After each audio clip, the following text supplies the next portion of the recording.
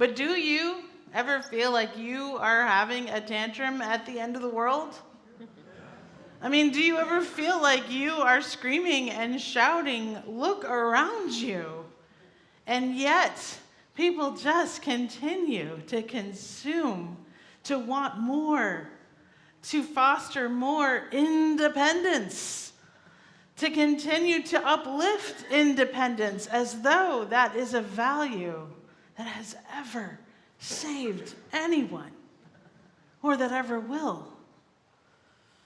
What does it really mean? What does it look like and feel like to have respect for the interdependent web of all existence, of which we are a part? You know, this image of a web, so evocative, so beautiful. I think of a spider's web on a walk in the morning and the dew drops just alighting on it through the sunshine. And I want to be a part of that. But nobody really wants to think of themselves as the spider or the fly. We want to be just in it with all creation, in the web, not dominating, not plotting against everything else for our own use, not reaping, not taking. No, respect. The interdependent web of which we are a part. We're part of it. We're not here to ruin it or even move it all that much, but to be merely a part. So how can we truly live into this kind of respect? I mean, what does it take when life is already bearing down on us, when it's already hard to get by in this economy? Yes. Well, I think it's a little bit what Kai told us to do, micro-activism. And what Parjit was mentioning, the car chargers, the gardens, micro-activism. It begins small, but it can take hold of more people in your community. It can take hold of more imaginations, and it can grow and get bigger still and captivate hearts and minds. And at least, if maybe you are just sort of the weirdo who insists on taking the bus everywhere you go, even that act is still modeling something hopeful, something beautiful. There is a Unitarian Universalist minister in Atlanta, Jeff Jones, who does pretty much only take the bus.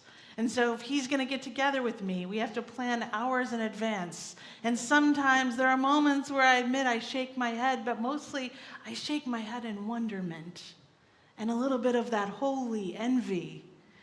I would love to be this principled, to be able to live exactly as I want to live, to be able to live in Atlanta, of all places, in exactly that way, lightly and simply, to live simply.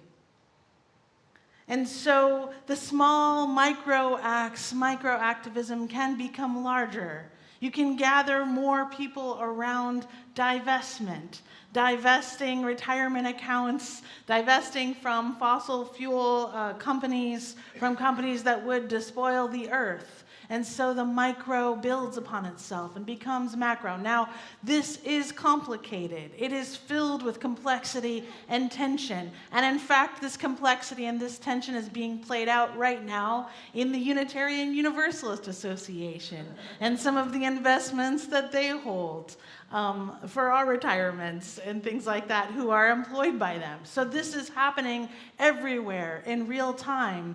But I welcome this tension. I welcome these debates and discussions. This is how we will move forward in a new future. This is how we will nurture our relationship with the earth and allow it to nurture us. This is how we will live both the love and the action that we call community. And I don't know exactly what our future holds. I don't know exactly what will happen? Perhaps more devastation. Perhaps more protest. Perhaps more death. And perhaps more aliveness.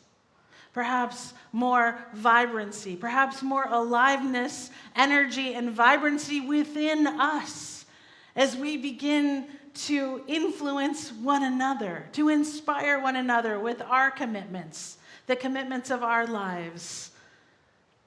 And the good news for Unitarian Universalists, and especially Universalists, I think it's our universalism that speaks for all of us and welcomes us into a new future where we behave more interdependently. So this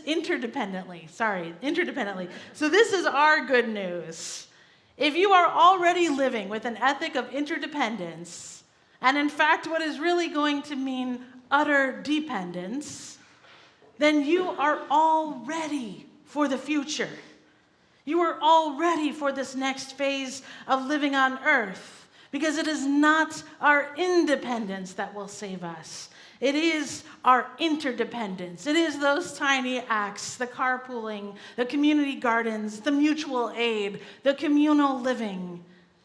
In this way, by our beliefs and our values, we truly shall be saved, and maybe not just us, but the entire world.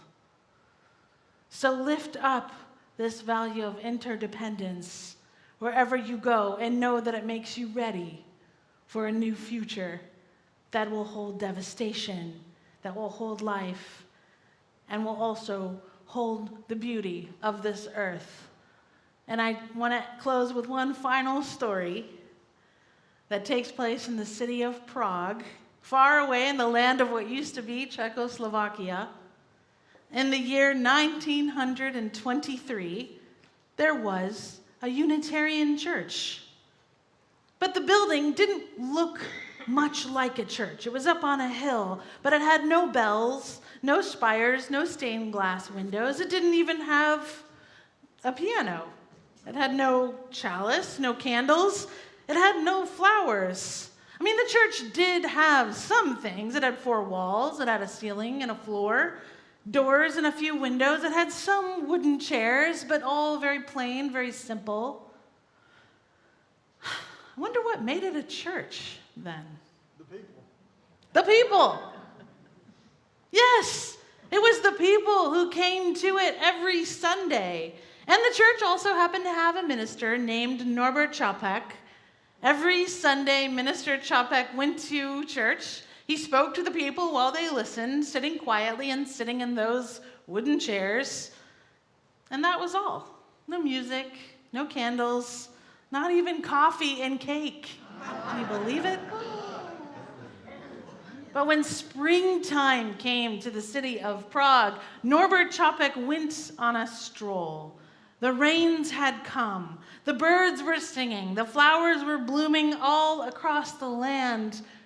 The world was beautiful. Then an idea came to him, simple and clear, plain as day. The next Sunday, he asked all of the people in the church to each bring a flower or a budding branch or even a twig.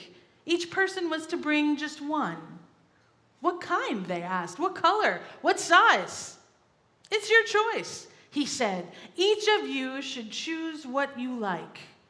And so on the next Sunday, which was the first day of summer, people came with flowers of all different colors and sizes and kinds. There were yellow daisies and red roses. There were white lilies and blue asters, dark-eyed pansies, light green leaves, pink, purple, orange, gold. There were all those colors and more. Flowers filled all the vases, and the church wasn't so plain and simple anymore. Minister Čapek spoke to the people while they listened, sitting quiet and still in those hard wooden chairs. These flowers, he said, are like us. Different colors, different shapes, different sizes, each needing different kinds of care, but each one beautiful, each important and special in its own way. When he was done speaking, Each person chose a different flower from the vases, not the one they had brought, but a different one before they went home. A flower that represented the uniqueness, the beauty of the community that gathered. And that was all. It was beautiful, plain, and simple as the day. But our story does not end here. During World War II, Norbert Chopek spoke out publicly against the Nazis for the horrible things they were doing to the Jewish people. And for this, he was imprisoned and put into a concentration camp. And it is said that Chopek displayed a marvelous spirit while he was there. He wrote songs and led the other prisoners in singing. He said he did this to keep the true Czech enthusiasm high in spite of their condition. Well, Norbert Chopek died in that concentration camp. And today we honor him, his vision of the beauty and uniqueness of the beloved community that gathers wherever it gathers, and his courage to protest and to speak out against unfairness.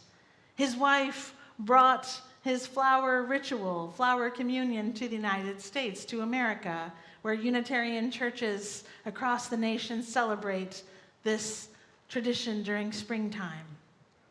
And so as we participate in our own flower communion, may its message and meaning be alive in our hearts, inviting us to be faithful partners in the creation of life and the creation of beloved community, guiding us into right relationship with all of humanity and all of the earth and the interconnected web of all life, inviting us to save what is beautiful and to savor the beauty too. The beauty of this earth is precious and deserves our presence, our notice, our celebration, and our protection. And so our flower communion shall begin. Many of you brought your own flowers from the gardens of your hearts, tender, precious shoots into this community of love and justice. And so now it is time to come forward in a line, one by one, and take a flower, take a piece of someone else's heart, a piece of their hope for this hurting world, for this precious faith.